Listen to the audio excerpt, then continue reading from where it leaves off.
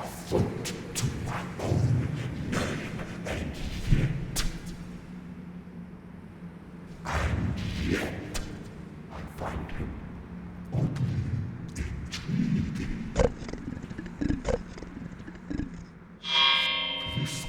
This no disciple, she has made that much clear, time and again. Bethia has drawn her line in the sand. She is independent of the mission and the people that it has drawn to its orbit. She has committed to a high duty, the duty of care. My feasts and their disciples protect those who travel at night, and it is Dr. Angela Stanley who protects them in their duty. As my feasts do violence in their name, it is she who attends to the harm that violence does to them. Disciple or not, she does my work, whether or not she would ever admit it.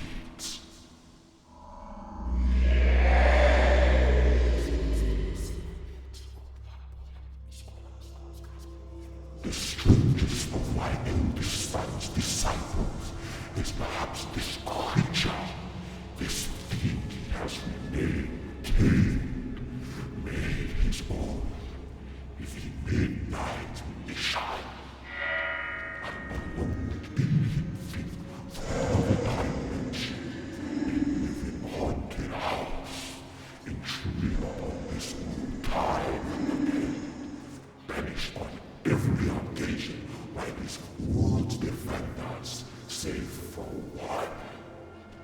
When my son met it, not with a closed fist, but an open hand, he gave it the opportunity for a new life, a new purpose, a mission.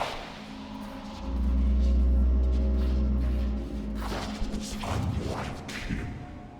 Where did he learn such compassion, I wonder? It was not from me.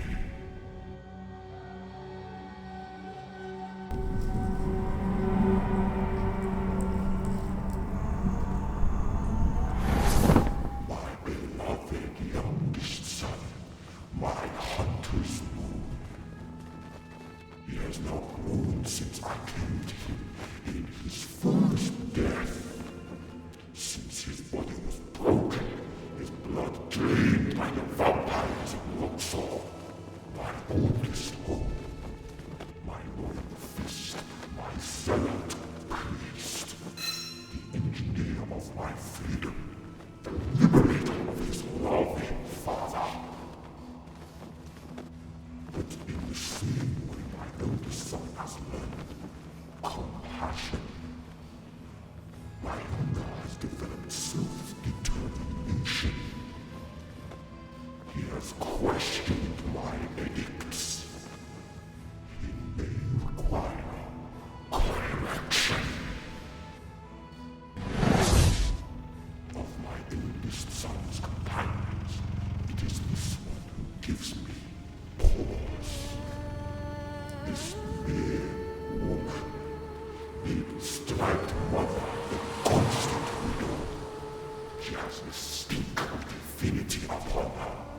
Once the avatar of the hated tiger god. But worse than that, she loves my son. Loves him so she aided my liberation so that he might live again. And he loves her back. I am a jealous god, and I am a jealous father. The duty of my fists must be to me. Their love should be no different.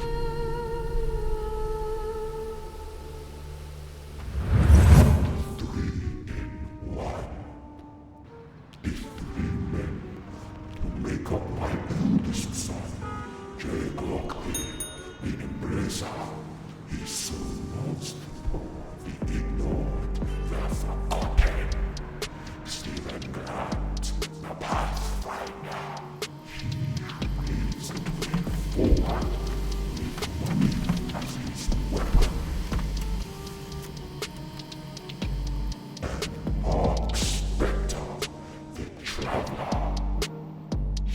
has fought and killed his way across the world. And together,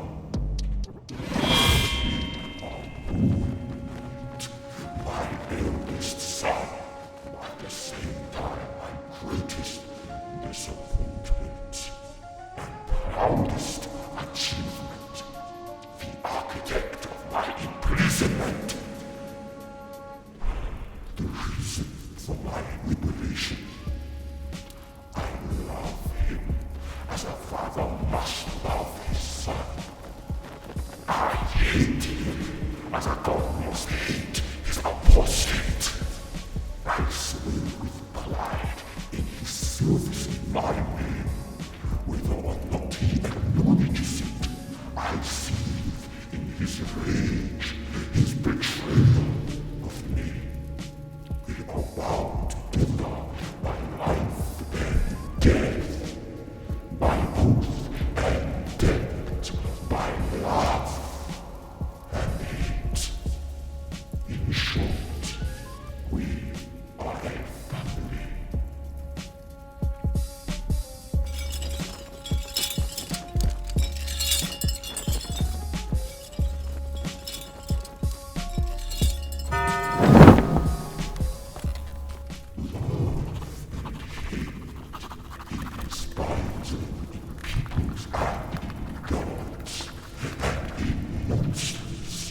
Zodiac suffers a crisis of fear.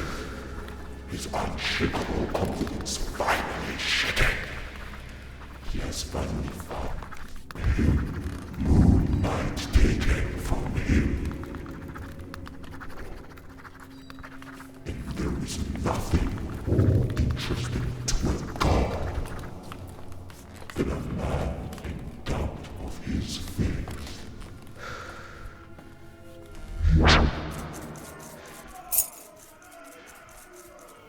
But where Zodiac struggles, others thrive. The gangsters gather like jackals in Boston. This one in particular, this one is special. With Moonlight dead, opportunities have put their desires into motion. But Moonlight lives, and the streets will drink blood.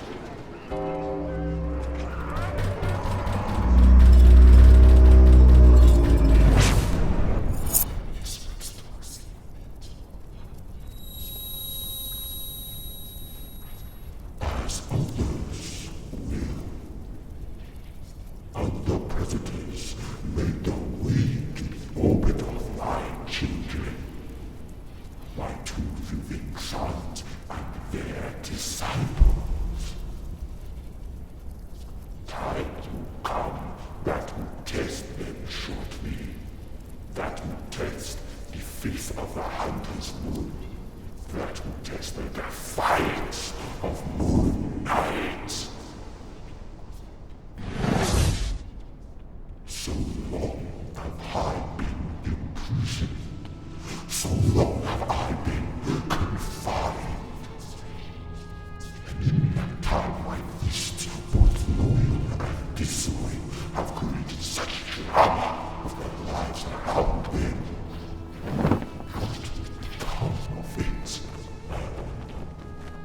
Now that I am free, now that I might reach out and